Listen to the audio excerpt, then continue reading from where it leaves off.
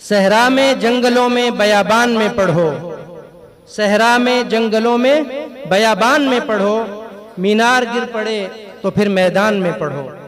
ये बेखबर नुजूमी तुम्हें क्या बताएंगे, ये बेखबर नुजूमी तुम्हें क्या बताएंगे, कल होने वाला क्या है कुरान में पढ़ो।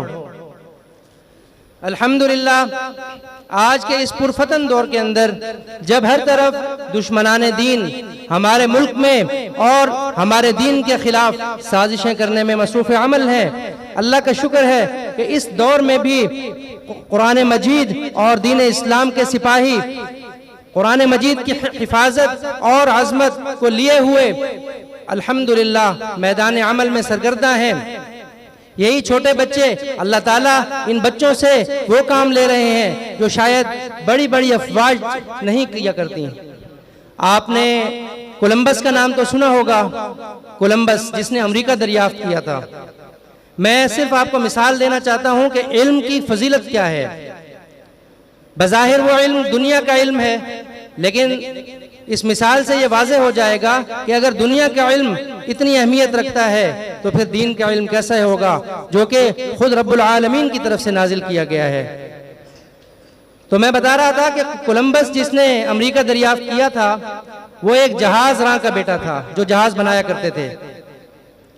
ऐसे लोग जो है उनको सितारों का बहुत इल्म होता है। जाहिर है कि जो जहाज़ों पे कश्तियों पे सफ़र करते हैं उनको रास्ता देखने के लिए सितारों के इल्म की ज़रूरत पड़ती है। तो उसने जब वो सारी ज़िंदगी अपने वालिद के साथ जहाज़ बनाया करता था तो उसने सोचा कि ये जो समंदर मेरे सामने है, यहाँ तशरीफ़ ले आए, इस समंदर के उस पार क्या होगा, वो सोचा करता था। जब वो थोड़ी शऊर की मनाजिल उसने तय की तो उसने ये फैसला किया कि मैं जाकर देखूंगा कि इस समंदर के पार क्या है। तो वो एक बहुत बड़े जहाज के ऊपर सवार होकर और समंदर को पार करने के मिशन पर निकल खड़ा हुआ। तो जब उसने समंदर के दूसरी तरफ वो पहुंचा तो उसको एक बहुत बड़ी जमीन का खित्ता नजर आया जिसे आज हम अमेरिका कहते हैं। अमेरिका को गालिबन दरियाफ्त हुए 500 साल हुए हैं और ये हमारी कमजोरी समझ ले या मुसलमानों की पस्ता हाली, ज़बू हाली और उसके जो असबाब उलमाए कराम हमें बताते रहते हैं, उनकी वजह से 500 साल पहले दरियाफ्त होने वाला मुल्क आज पूरी दुनिया के ऊपर मुसल्लत है। तो मैं अर्ज कर रहा था कि कोलंबस ने जब वो दरियाफ्त किया तो वहां के जो लोग थे उनको रेड इंडियन कहा जाता था। वो काले हबशी जो लोग होते हैं रेड इंडियन, वो कबाइल में आबाद थे, उनको ना इंसानियत का पता था ना इंसानी तहजीब व तमद्दुन से वो आशना थे।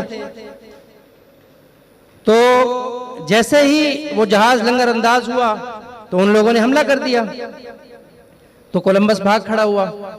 फिर ये अपने एक फौज के साथ, ये एक सिपाहियों की एक टोले के साथ आया जिनको उसने बताया था कि यहाँ एक बहुत बड़ा खित्ता है जिसको हम फतह कर सकते हैं और वो सब जंगली लोग हैं।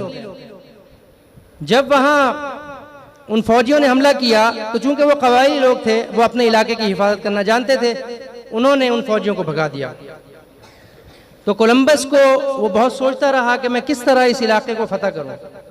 उसके जहन में एक बात आई, चूंकि वो इल्म नुजूम से वाकिफ था, सितारों के इल्म से वाकिफ था, तो उसके जहन में ये बात आई कि 1 या 2 दिन बाद सूरज गिरन होने वाला है। तो उसने कहा क्यों ना मैं अपने इल्म से ये फायदा लूं।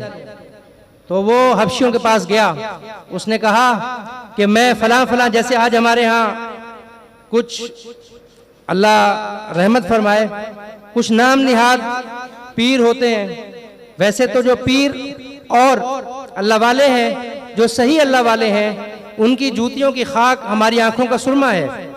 लेकिन कुछ उनके नाम का फायदा उठाते हुए बदकिस्मती से हमारे मुल्क पर ऐसे लोग भी हैं जो गुमराही का सबब बन रहे हैं। तो कोलंबस ने उनसे कहा कि मैं आपको अगर ये बताऊं कि ये जो सूरज आपको नजर आ रहा है ये काला हो जाएगा और रात हो जाएगी, तो आप फिर मेरी बात का यकीन करेंगे। यानी वो पीर बनना चाह रहा था। तो चूंकि वो कबायली लोग थे, सादा लोग थे, उन्होंने कहा ऐसा कैसे हो सकता है। उन्होंने कहा मैं आपको बता रहा हूं कि ये 2 दिन बाद इंशाल्लाह तो उसने नहीं कहा होगा, 2 दिन बाद ये सूरज बिल्कुल ब्लैक हो जाएगा, और अगर आपको मेरी बात पे यकीन ना आए तो आप इंतजार करें।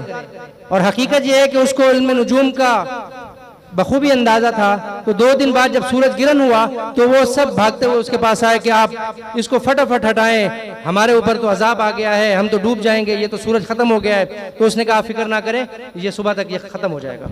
और सुबह तक वो वाकई सूरज गिरन खत्म हुआ। तो इस तरह वो सारे जो कबायली थे वो उसके मुरीद बन गए। तो जो काम एक फौज नहीं कर सकी वो काम किसने किया? इल्म ने किया। उसने अपने इल्म से फायदा उठाकर वो पूरा खित्ता फतह कर लिया। तो जो अल्लाह का इल्म है, जो कुरान मजीद का इल्म है, उससे हम क्या क्या फतह नहीं कर सकते, किस किस चीज़ को तस्खीर नहीं कर सकते। बहरहाल मैं अपनी बात मुख्तसर करता हूँ। अभी इंशाअल्लाह हम कोशिश करेंगे कि थोड़ी देर बाद जब इशा का वक्त दाखिल होगा तो हम इशा की नमाज़ पढ़ेंगे, और इशा के मुत्तसिल बाद इंशाअल्लाह हमारे सारे मेहमान गरामी तशरीफ़ ला चुके होंगे। तो फिर प्रोग्राम का पूरी रौनक और आबताब के साथ आगाज़ होगा। अब हम आगे बढ़ते हुए तकरीर के लिए मैं दावत दूंगा जनाब हाफिज उकाशा अब्दुल गफूर साहब को। हाफिज उकाशा अब्दुल गफूर साहब वो आएँ और तकरीर पेश करें।